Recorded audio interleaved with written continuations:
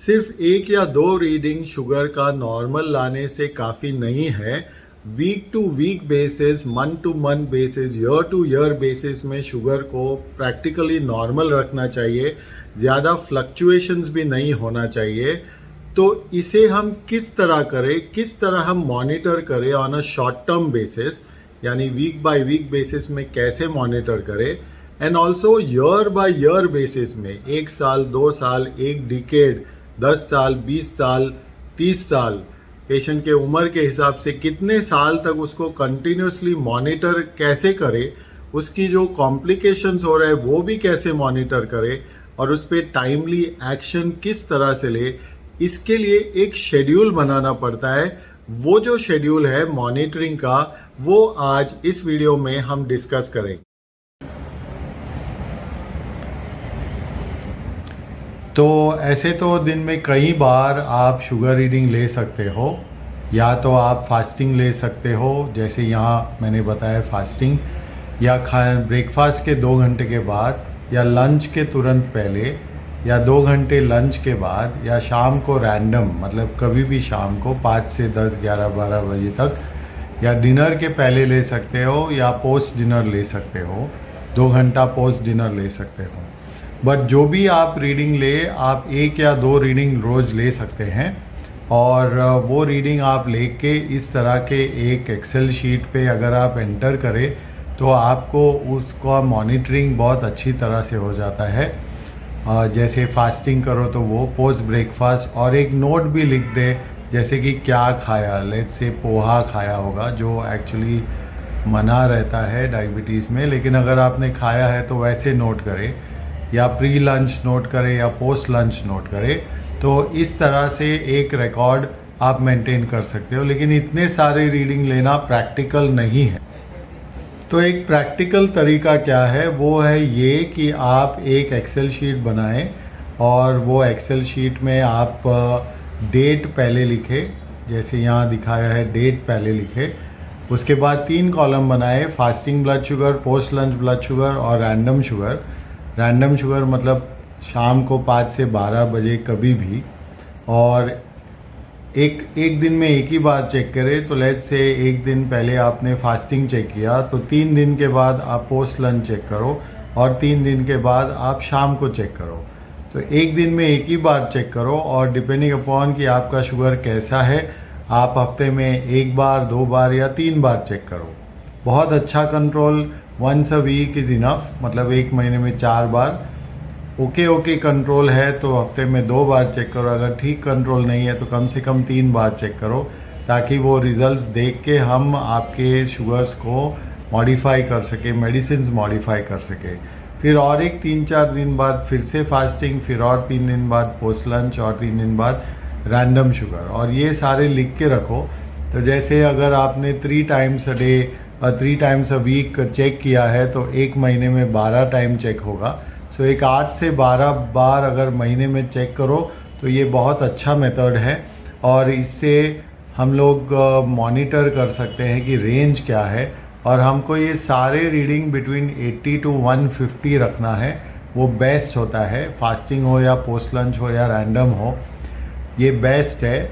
80 to 150 is best, but maximum range 80 to 180 is considered okay। 80 to 180, above 180 नहीं जाना चाहिए, और below 80 अगर बार बार जाए तो लो शुगर होने का डर होता है, हाइपोग्लाइसीमिया का डर होता है, तो वो भी अवॉइड कर। तो अभी हमने देखा शॉर्ट टर्म मैनेजमेंट, मतलब वीक टू वीक बेसिस में कैसे मैनेज करेंगे। अब हम देखते हैं कि लॉन्ग टर्म मैनेजमेंट, यानी कि सालों साल तक या डिकेड्स तक, 10 साल, 20 साल, 30 साल कैसे मैनेज करेंगे। इसके लिए आपको थोड़ा मेहनत करना है, एफर्ट लेना है, और एक है रोज का एफर्ट, डेली एफर्ट, जिसमें है डाइट, एक्सरसाइज, मेडिसिन। तो ये आपको रोज करना है। डाइट करना है, एक डायबिटिक डाइट फॉलो करना है, कुछ एक्सरसाइज करना है, walking is the best, but साथ में थोड़ा वेट ट्रेनिंग एक्सरसाइज हो तो बहुत अच्छा है, या एक फंक्शनल एक्सरसाइज स्पोर्ट्स अगर हो तो, और मेडिसिन को टाइम टू टाइम आपको ठीक से लेना है। तो ये आप रोज करेंगे सालों साल तक। फिर एक वीकली एफर्ट है, हर वीक में, जैसे हमने प्रीवियस ग्राफ में डिस्कस किया, 1 से 3 बार आप अपना खुद का ब्लड शुगर चेक करेंगे अपने घर के ग्लूकोमीटर से। इसके बारे में मैंने एक वीडियो भी बनाया है, वो आपको नीचे डिस्क्रिप्शन लिंक में मैं दे देता हूँ, तो वो घर पे कैसे ग्लूकोमीटर से चेक करते हैं वो आप देख लो।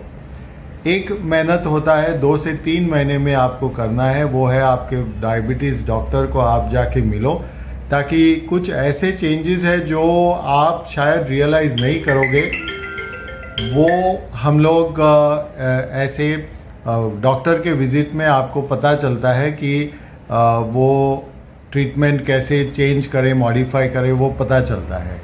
और एक होता है 6 महीने में एक बार जो मेहनत करना है, वो है एक किडनी टेस्ट करना है, रीनल फंक्शन टेस्ट, एक कोलेस्ट्रॉल टेस्ट करना है, एक HbA1c करना है, यानी 3 महीना शुगर का एवरेज वो करना है, और एक ECG लेना है।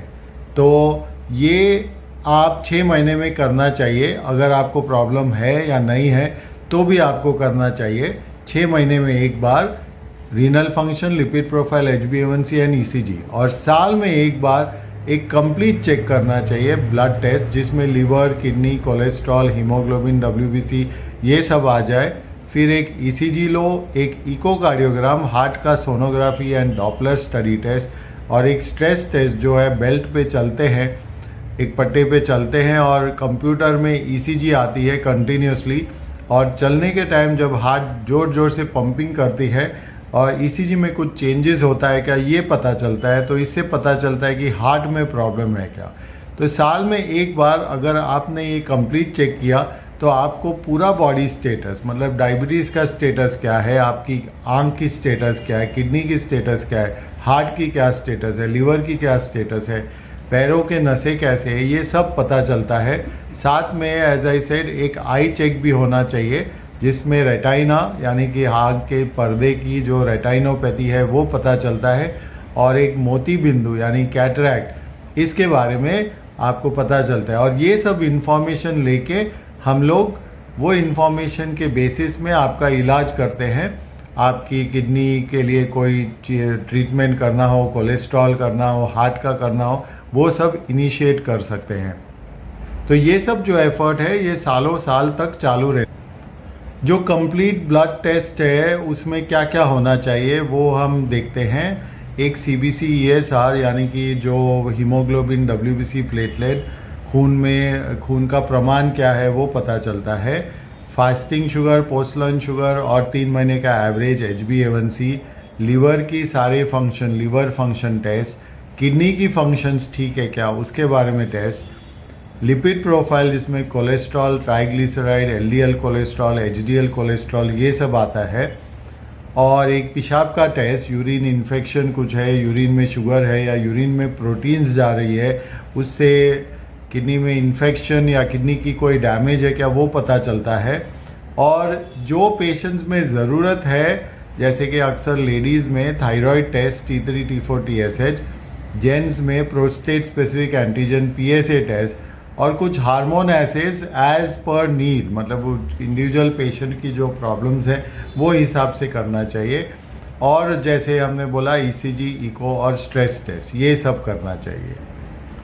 जो शेड्यूल हमने अभी डिस्कस किया उसके बेसिस में आप एक शॉर्ट टर्म और लॉन्ग टर्म बेसिस पे आप अपना शुगर मॉनिटर कर सकते हो, और डायबिटीज़ से होने वाली जो भी कॉम्प्लिकेशंस है उसकी अर्ली डिटेक्शन पहले ही समझ आती है, और उस पर एक प्रॉपर एक्शन लिया जा सकता है, और ईयर ऑन ईयर कंपेयर कर सकते हैं, यानी कि पिछले साल कैसे था स्टेटस,